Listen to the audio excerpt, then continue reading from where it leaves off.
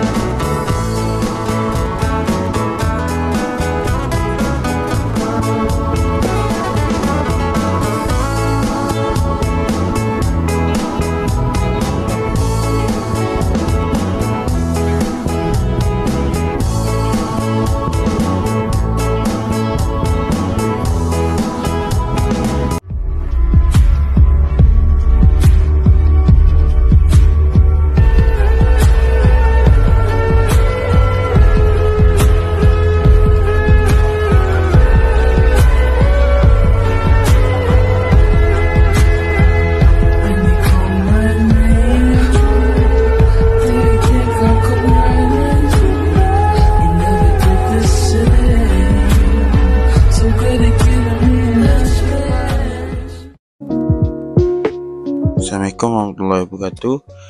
Kami daripada kumpulan 8 pada hari ini, kami akan membentangkan pembentangan yang bertajuk proses fonologi dalam lagu versi dialek Kelantan dan versi bahasa Melayu baku. Berikut merupakan senarai ahli kumpulan kami. Yang pertama, Muhammad Farhakim bin Rosman. Yang kedua, Muhammad Izham bin Jeffrey. Yang ketiga, Nur Fatim Farhana binti Nur Hizan. Yang keempat, Nur Ayuni binti Abdullah. Yang kelima, Muhammad Awais bin Abdul Razak. Bagi memulakan perbincangan ini, secara ringkasnya, fonologi merupakan cabang ilmu linguistik yang menghuraikan sistem dan pola bunyi bahasa yang ada dalam sesuatu bahasa. Seterusnya, dialek merupakan sesuatu bentuk bahasa yang dituturkan di kawasan atau daerah tertentu serta memperlihatkan perbezaan yang memadai dengan bentuk baku atau bentuk persuratan bahasa tersebut dari segi sebutan, binaan tata bahasa dan penggunaan perkataan secara idiomatik untuk dianggap ketara berbeza. Baiklah, dalam kajian ini, dialek Kelantan pula adalah satu variasi dialek bahasa Melayu yang dituturkan oleh penutur yang berasal dari Kelantan dan daerah yang bersempadan dengan Terengganu, Pahang dan Thailand Selatan. Kita beralih kepada definisi vokal, konsonan dan diftong. Pertama sekali, vokal adalah bunyi yang dihasilkan secara lantang. Konsonan pula adalah bunyi yang dihasilkan oleh aliran udara yang tersekat ataupun terhalang oleh salah satu alat sebutan seperti bibir, gusi, lelangit lembut dan sebagainya, serta udara dilepaskan melalui rongga mulut atau rongga hidung. Akhir sekali, definisi diftong merupakan dua vokal yang hadir berturut-turut dalam perkataan dan dihasilkan dengan cara satu vokal diucapkan sepenuhnya, sedangkan yang satu lagi diucapkan separuh sahaja. Seterusnya, kita beralih kepada metodologi kajian. Kami telah memilih dua kaedah iaitu yang pertama, pemerolehan data.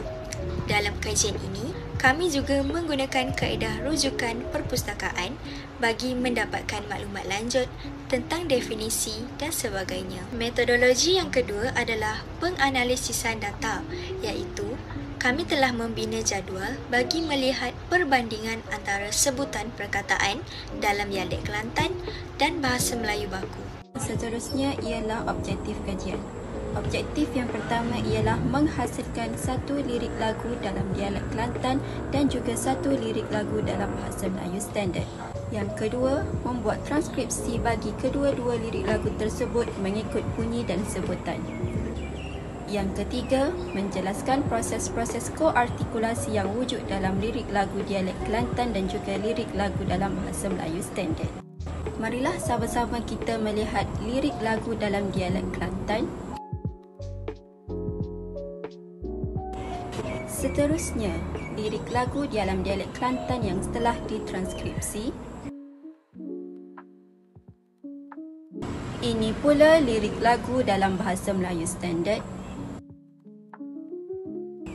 Dan ini pula lirik lagu dalam bahasa Melayu standard yang telah ditranskripsi.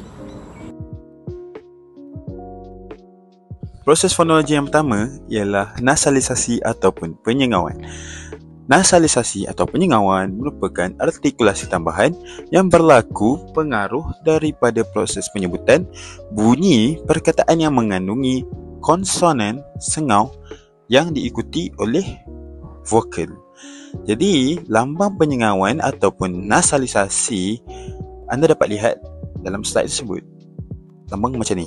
So, semasa menyebutkan bunyi sengau, misalnya nge, seperti dalam perkataan dengar, pengaruh bunyi sengau nge biasanya merebak kepada bunyi vokal kerana rongga hidung tidak sempat ditutup sepenuhnya semasa menyebut bunyi vokal dalam perkataan tersebut. Sebagai contoh, dalam lirik lagu kami, bahasa Melayu aku ialah dengan dan memang. Manakala untuk dialek, dengar dan meme. Glotalisasi. Proses ini berlaku disebabkan oleh sesuatu fonem berubah menjadi hentian glotis. Konsonan velar ke dan ge yang berada di posisi koda atau akhir kata dalam suatu kata. Contoh dialek Kelantan, banyak. Contoh kedua ialah hok. Dan contoh perkataan bagi bahasa Melayu baku, anak dan tidak. Seterusnya ialah labialisasi. Proses pembibiran yang dikenali juga labialisasi ini terjadi semasa kita hendak menyebut bunyi vokal belakang.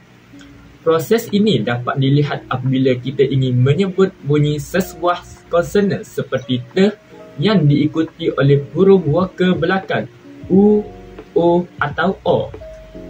Proses ini berlaku apabila terjadinya sedikit pembudaran bibir yang terpengaruh daripada sesebuah perkataan yang hendak kita sebut melalui bunyi vokal belakang.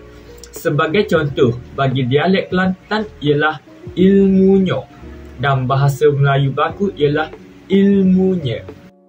Seterusnya ialah proses palatalisasi. Proses palatalisasi atau penlelangit kerasan merupakan sebuah artikulasi tambahan yang berlaku akibat proses penghasilan bunyi lelangit keras.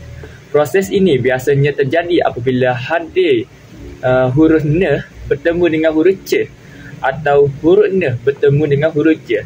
Sebagai contoh, dalam dialek Kelantan ialah panjai, manakala dalam bahasa Melayu baku ialah panjai. Yang terakhir ialah kesimpulan.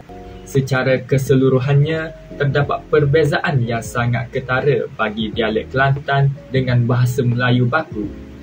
Perbezaan ini dapat dilihat dari segi sebutan dan juga ejaan apabila perkataan daripada dialek Kelantan banyak menggunakan bunyi vokal belakang separuh luas iaitu O yang menggantikan bunyi vokal tengah iaitu E.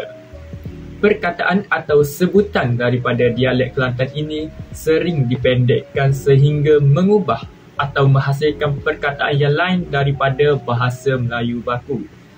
Oleh itu, dialek Kelantan ini dikatakan banyak mengalami perubahan dari segi kosakata dan tata bahasa, tapi ianya masih mengekalkan maksud yang sama. Sekian, terima kasih.